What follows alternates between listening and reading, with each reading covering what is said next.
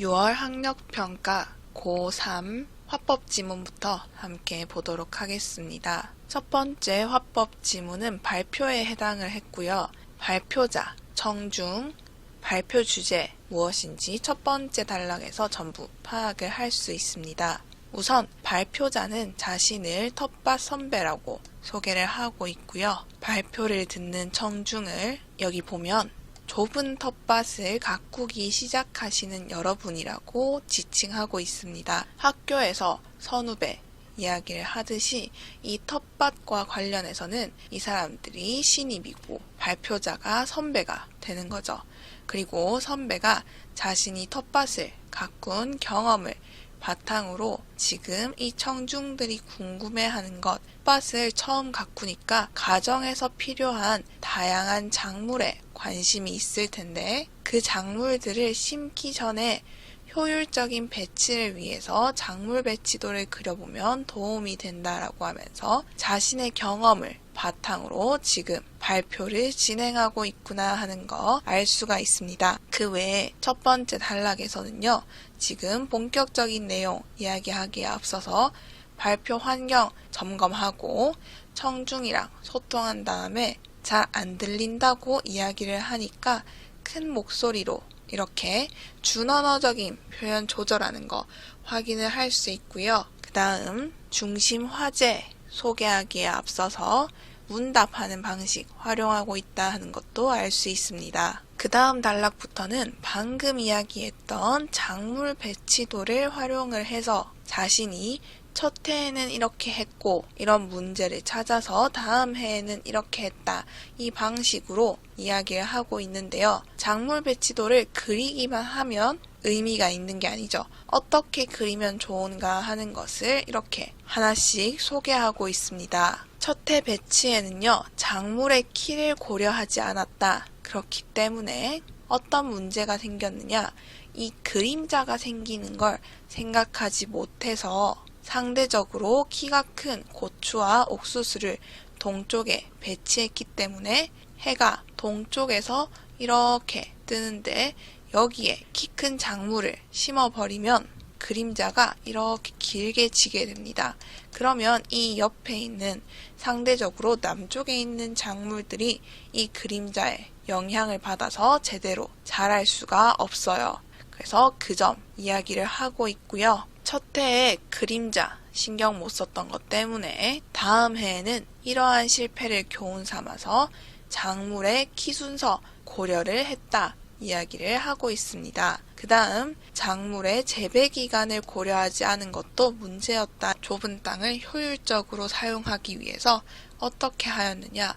이 작물의 재배가 끝났을 때 기존 작물을 수확하고 다른 작물로 교체를 했는데 이때 주변 작물의 재배 기간을 고려하지 못해서 다시 그림자 때문에 교체한 작물이 제대로 광합성을 하지 못하는 일이 발생했다. 그래서 다음 해에는 재배 기간과 주변 작물의 키 모두를 고려해 작물을 배치하고 교체를 했다 하는 거죠. 그래서 끝에서 두 번째 단락이 이 발표자가 찾은 최종적인 답입니다. 자신이 실패를 교훈 삼아서 배우게 된 것.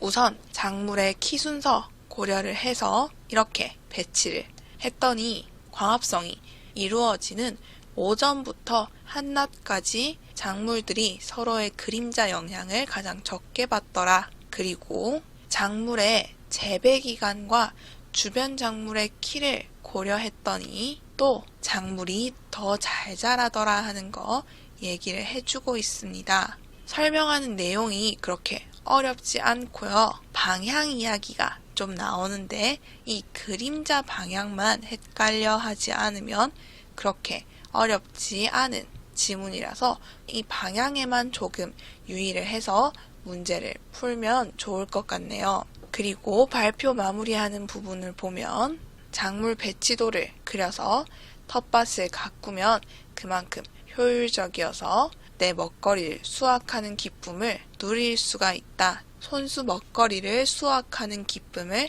누릴 수 있다.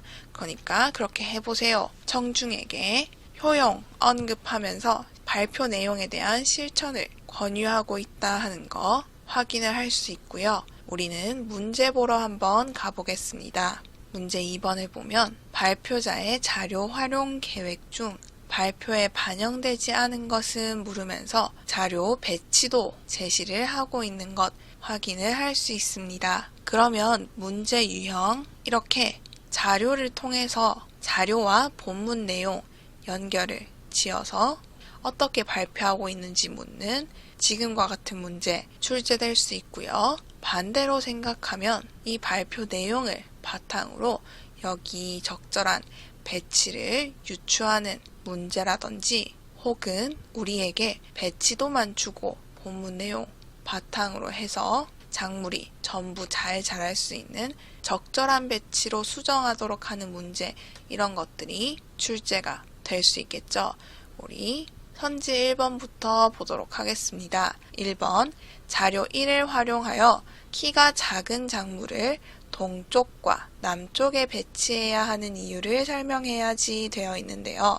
자료 1을 보면 첫해 배치도에 해당을 하고요. 첫해 배치를 보면 자신이 키가 큰 고추와 옥수수를 동쪽에 배치하여서 키가 작은 상추와 감자에 그늘이 많이 생겼다. 그래서 키가 작은 작물을 동쪽과 남쪽에 배치해야 한다 하는 거 이야기를 하고 있습니다.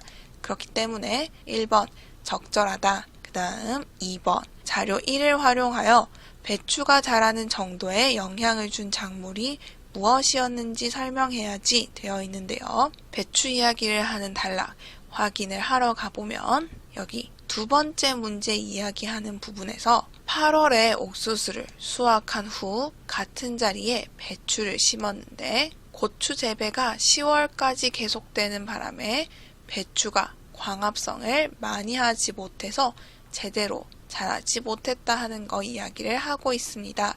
그렇기 때문에 여기에 들어갈 자료는 자료 1이라고 이야기하는 거 적절하겠죠. 그 다음 3번 자료 2를 활용하여 두 작물의 재배 기간을 고려하여 옥수수와 감자의 위치를 바꾸었음을 설명해야지 이렇게 되어 있는데 지금 여기 옥수수와 감자 있던 걸 이렇게 위치 바꾼 거 확인을 할 수 있습니다. 이렇게 바꾼 거 왜 바꾸었느냐? 작물의 키를 고려하여서 키가 작은 작물을 동쪽과 남쪽에 배치한 거죠.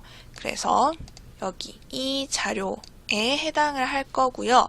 고려한 사안은 작물의 재배 기간이 아니라 키 순서에 따라서 감자는 북동쪽 그리고 옥수수는 북서쪽에 배치한 것을 알 수가 있습니다. 그렇기 때문에 3번이 적절하지 않은 선지가 되겠네요. 그 다음 자료 1과 자료 2를 활용하여 배치가 작물의 성장에 어떤 영향을 주었는지 설명해야지 이렇게 되어 있는데 첫 해와 다음 해의 배치 비교를 하면서 지금 감자 수확 이후 재배 기간과 주변 작물의 키를 고려해서 감자 위치에 배추를 심었더니 첫 해와 동일한 위치임에도 배추가 더 잘 자랐다 이렇게 이야기를 하고 있죠. 그러면 여기서 이야기하는 이 배치가 배추라는 작물의 성장에 영향을 주었다. 배추가 더 잘 자라게 되었다 이야기를 하고 있으므로 4번도 적절하다. 그 다음 5.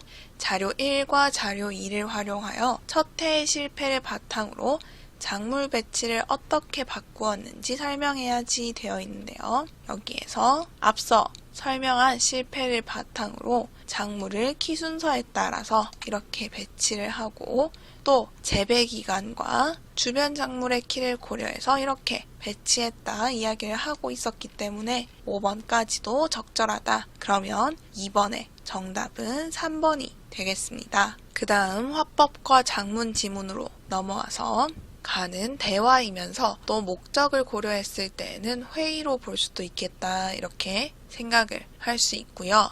목적은 디스토피아 작품의 인기 현상에 대해서 글을 쓰기 위해서 지금 내용을 어떻게 구성하면 좋을지 그 내용을 마련하기 위한 대화입니다. 그래서 이 디스토피아 작품의 인기 현상에 대해서 글을 쓰기 위해서는 우선 디스토피아가 무엇인지부터 알아야겠죠. 디스토피아란 유토피아와 반대되는 뜻으로 암울한 미래상을 이야기하는 것입니다.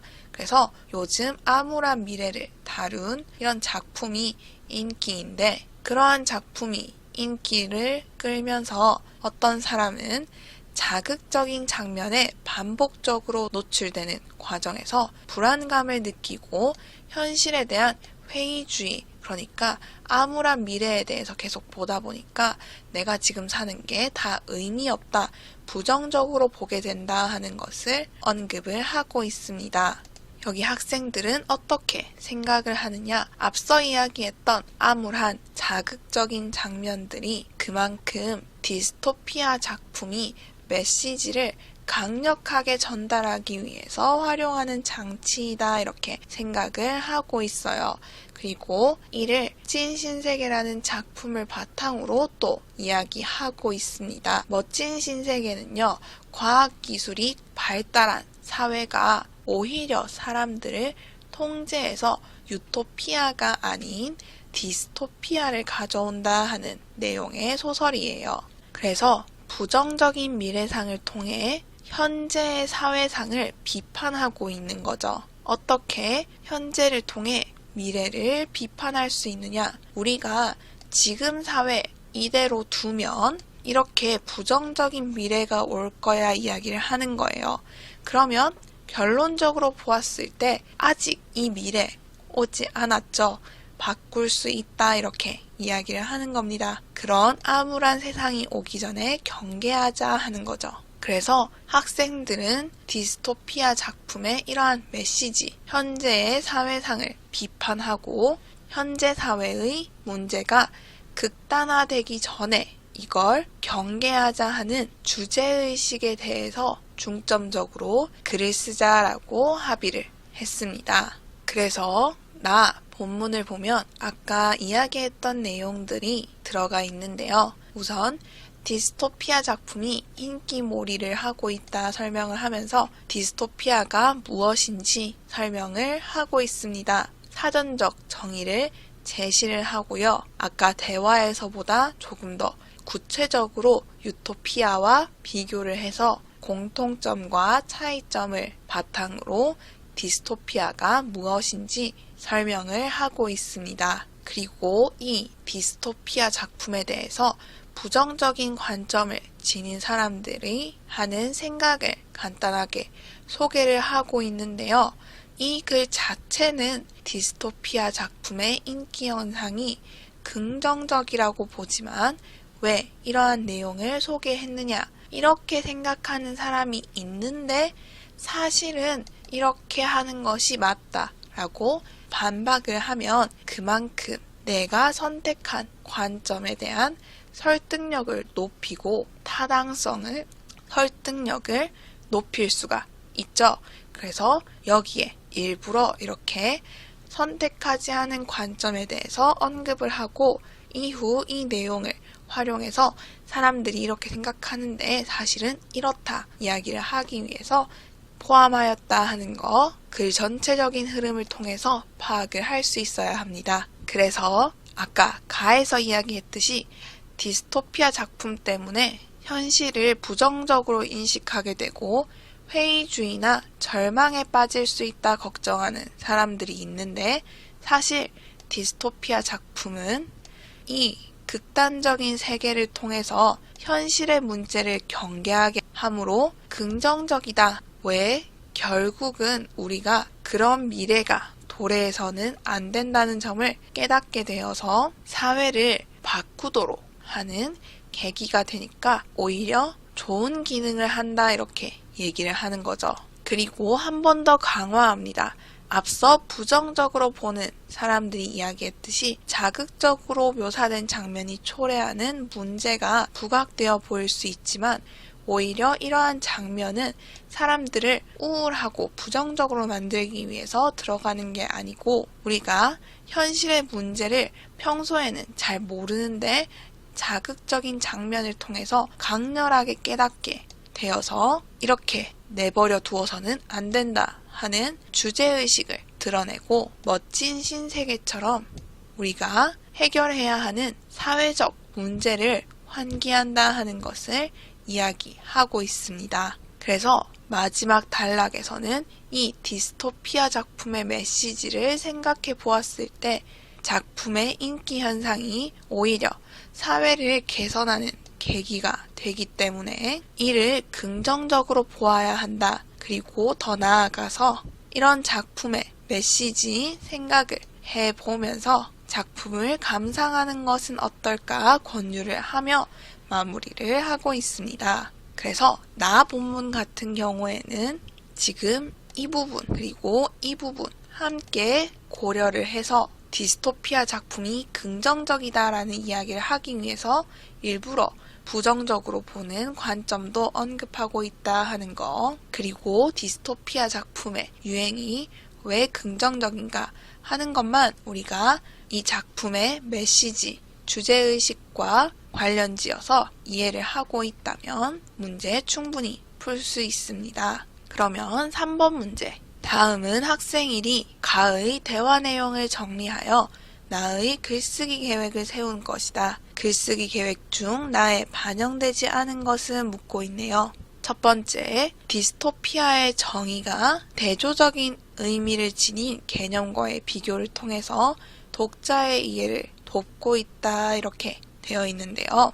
가에서 디스토피아의 정의 이야기하는 거 확인을 할 수 있고 나에서 이를 유토피아와 비교하면서 제시를 하는 거 확인을 할 수 있습니다. 그렇기 때문에 1번 적절하다. 그 다음 2번 디스토피아 작품의 표현 방식에 대해서 자극적인 장면의 활용이 갖는 표현 효과를 밝히기 이렇게 되어 있는데요.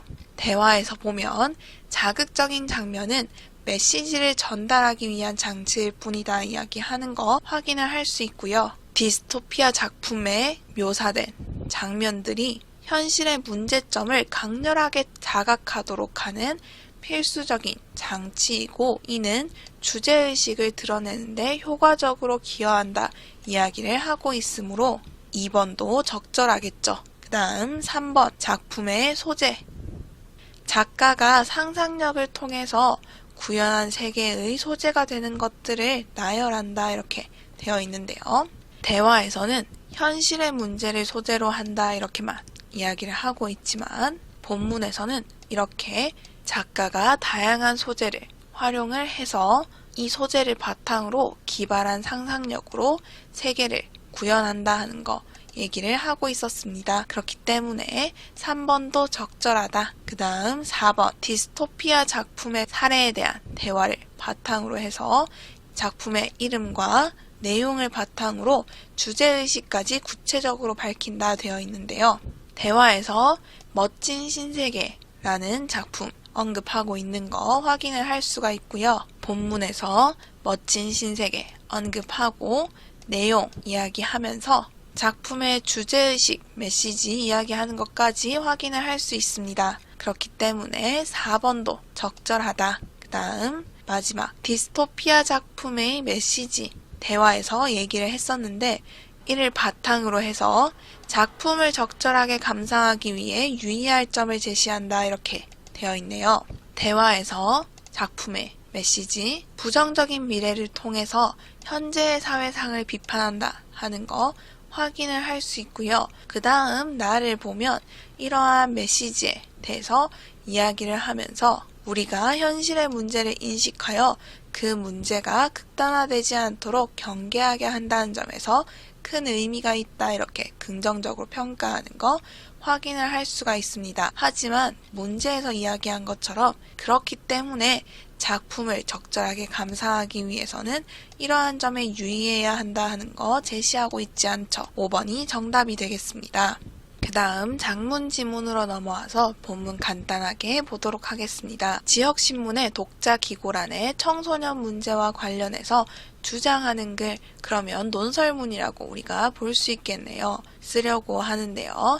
필자가 생각하는 청소년 문제, 구체적으로 무엇인지 그리고 그 문제와 관련하여서 펼치는 주장 무엇인지 파악을 해보면 우선 문제 상황, 감염병 유행으로 인해서 부정적인 감정을 겪는 청소년이 늘어나고 있다 하는 것이 문제 상황으로 제시가 되고 있습니다. 그리고 필자의 주장, 그렇기 때문에 청소년을 위한 감정관리 프로그램을 확대 실시해야 한다 하는 거죠.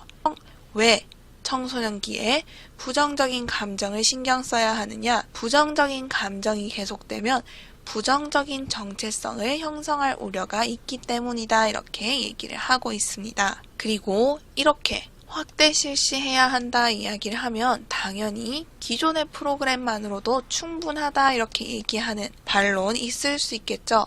그래서 예상되는 반론을 언급하고 이를 미리 반박을 해서 설득력을 높이고 있습니다. 있긴 하지만 충분하지 않다. 왜? 소수의 청소년만을 대상으로 하면서 또 전문적인 상담 활동만으로 시행되고 있다.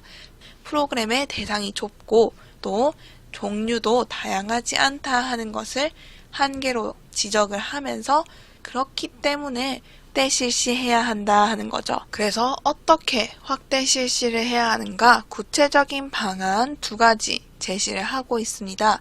우선 소수의 청소년만을 대상으로 하고 있는데 실시 대상을 확대해야 하고 또 전문적인 상담 활동만으로 시행되고 있는데 활동 내용을 다양하게 해야 한다. 그렇게 해야 실질적인 확대 실시가 가능하다 하는 거 얘기를 하고 있습니다. 구체적인 방안을 제시를 해서 실질적인 실현이 될 수 있도록 하고 있고요. 이렇게 이야기를 하면 또 그만큼 주장의 설득력을 높일 수가 있겠죠. 그리고 마지막 단락에서 앞서 이야기했던 거 다시 한번 정리해서 언급을 하고 있는데 이 부분을 보면 지금 청소년이 심리적으로 건강한 청소년기를 보낼 수 있도록 대상을 모든 청소년으로 확대하여 감정관리 프로그램을 실시해야 한다.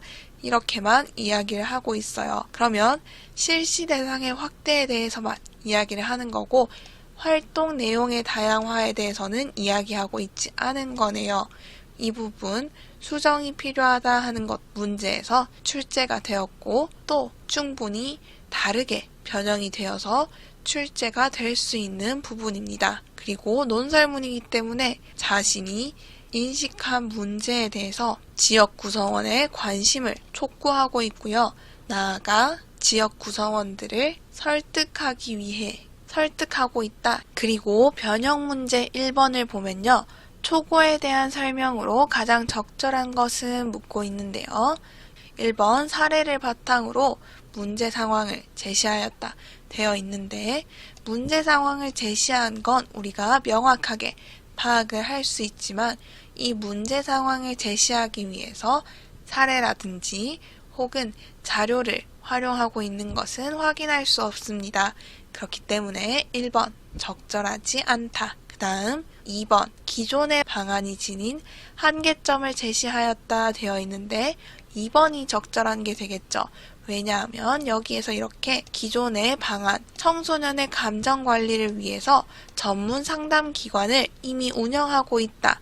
그런데 이러한 전문 상담기관의 프로그램이 소수의 청소년만을 대상으로 하며 전문적인 상담만으로 시행된다는 한계가 있다. 이렇게 얘기를 하고 있으므로 2번이 정답이 되겠습니다. 그 다음 3번 보고서의 내용을 활용하여 문제 해결의 필요성을 강조하였다 되어 있는데 문제 해결의 필요성은 강조하고 있죠. 청소년기가 이렇게 중요한 시기이기 때문에 해야 한다 얘기를 하고 있지만 보고서의 내용을 활용하고 있지 않기 때문에 3번도 적절하지 않다. 그 다음 4번 주장을 실현할 경우 예상되는 문제 상황 그리고 해결 방안 제시하였다 되어 있는데 여기 내용을 보면 지금 내가 이야기한 것 실질적으로 가능하게 하려면 실시 대상의 확대와 활동 내용의 다양화라는 2가지 방향에서 접근해야 한다 이렇게 얘기는 하고 있었습니다.